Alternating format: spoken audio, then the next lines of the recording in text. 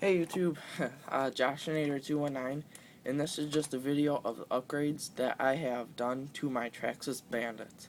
This is not a Rustler, a Bandit. The difference between them: shorter arms, links, drive shafts. There's one other. Oh yeah, the Rustler has a bigger body, and the camber degree is different for both of them, so you can't use some aftermarket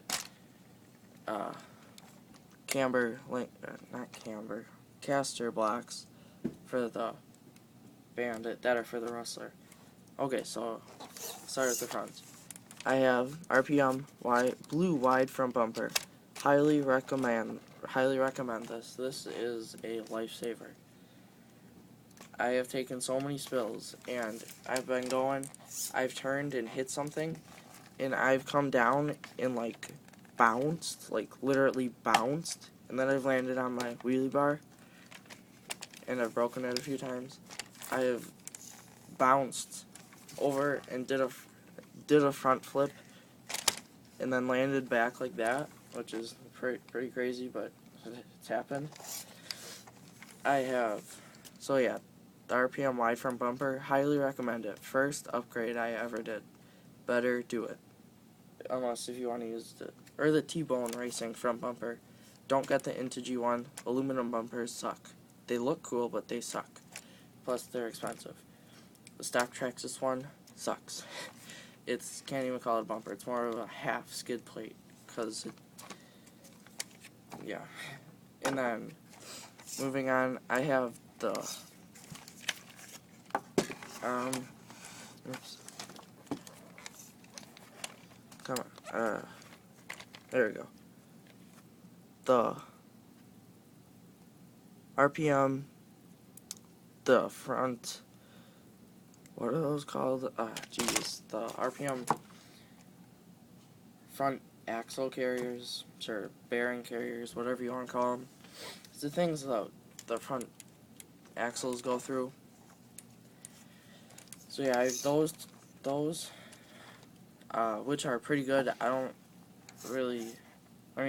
Other people have had total problems with them, with the stock ones breaking. I never broke mine.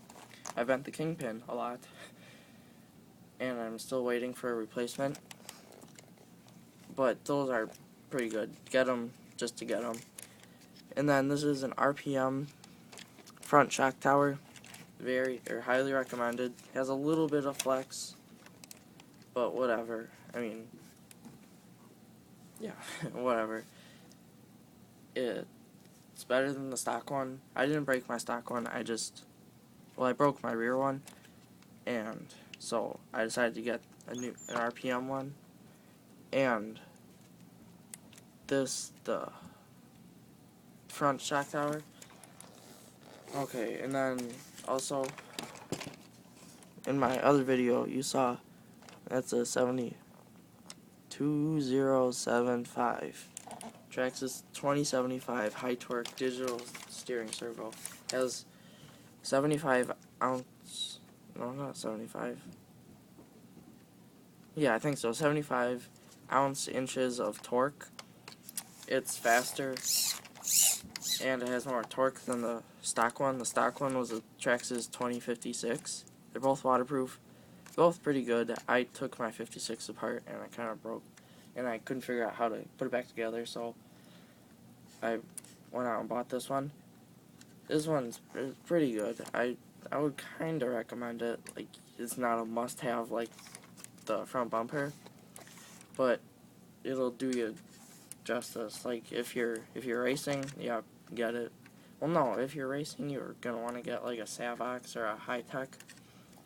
Something has a lot more torque. Okay, moving on. I bought the battery expansion kit.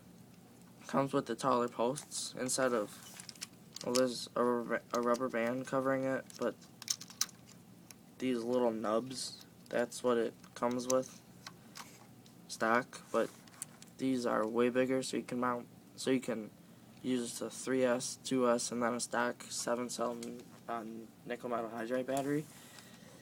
And then moving on again,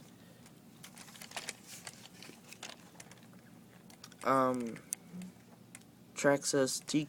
Come on, get out of there. Hold on, one hand. Traxxas TQI receiver, 2.4 gigahertz, a million times better than the stock 27 megahertz. And not just because this is 2.4 and the other one was 27 megahertz, but you can also get telemetry, which I really want to do, but I don't have any money, so I can't. And then moving on again, the Valenian system. I bought this as a XL5, so it came with the XL5 ESC and a Titan 12-turn modified 550 motor. I burnt the motor out 7 times. They are crap. They're okay fast, but they suck. This, oh my gosh, it's so much better. I've burnt out an ESC, one of the capacitors inside. It went bad, so whenever I plugged it in, it smoked. And I got the motor too hot one time, and it just stopped working. Like it wasn't making an attempt to go forward. So I sent it in a Traxxas. They sent me a free one, which, thank you, Traxxas. I love Traxxas stuff. It's awesome. And then moving on again, RPM. Why is it so dark? The RPM rear shock tower. I broke my stock rear shock tower. I don't really know how. I don't jump this. And there was a big crack from starting here, and it went just underneath the hole. This hole where you put the wires through, it went like that. So it would sag to the right. Like this shock would be, or they both be uncompressed, but it'd be sagging like that. And so it looked bad, and it would scrape, and the chassis would scrape on the ground. Oh yeah, and then I also have some Team Associated 50 weight shock oil.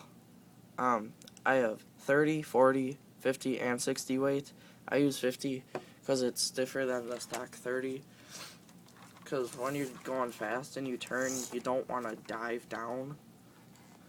You want to stay as uncompressed as you can. And with the lower shock weights, when you turn at high speed, you'll do that, and then your rear tire will go up, and then just bad stuff happens, like flipping and braking. And then moving on, I have not gotten the steel links yet. I'd like to, but first I want to convert my Bandit to a Rustler for numerous reasons. I replaced my drive shaft because they broke before.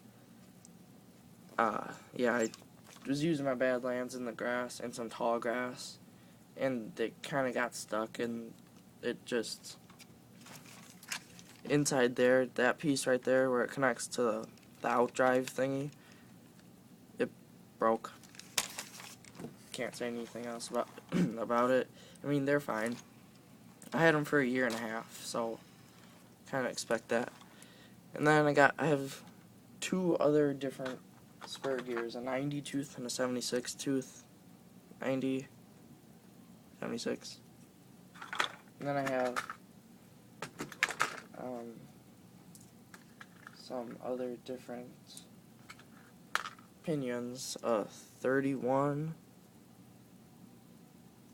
a 23, which I can't use because the grub screw took a crap on me, and it kind of got all funked up and broke. So now I can't get it. So now I can't use that. And then a 19 tooth. And the heatsink. I don't know, looks cool. And then I have the Traxxas Wheelie bar. I love this. Although you can't use it at its highest one, or at its highest setting but on the Rustler and all the other ones you can, because because right there, that hits the ground before the wheels do. See, it's riding on the ground. And then that, so if you ever do that, then the wheels spin freely. And then you flip, and that's bad. And I also got some pretty planted takeoffs with this, because, I mean, that's like nothing. That's awesome. What if you want even less wheelie? You can take these two, like take this off and this off and switch it and have this be on the bottom. So then this is angled more down, and there's only like I've done it before. There's only about that much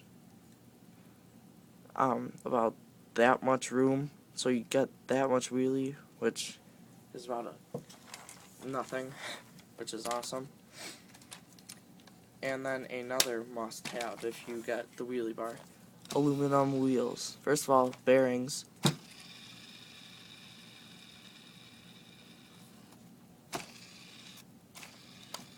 So they'll spin forever. Plus, they look really cool. The blue ones, or they make red ones. Plastic shock, the stock plastic ones suck. They don't get